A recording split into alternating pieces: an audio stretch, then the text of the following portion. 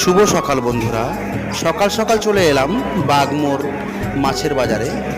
দেখুন এখানে বিভিন্ন ধরনের মাছ পাওয়া যায় এবং তার সঙ্গে টাটকা টাটকা গঙ্গা মাছও পাওয়া যায়।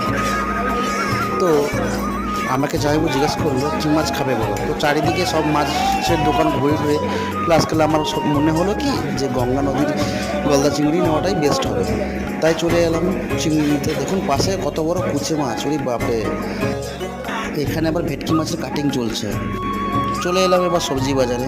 দেখুন এখানে নানান ধরনের সবজি পাওয়া যায়, খুব সুন্দর।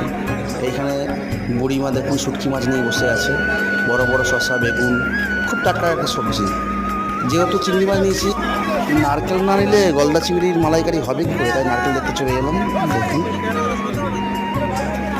নারকেল ব্যাপারটা যাইনি খুব সুন্দরভাবে বুঝে, আর উনিও নারকেল বিজনেস করেছেন।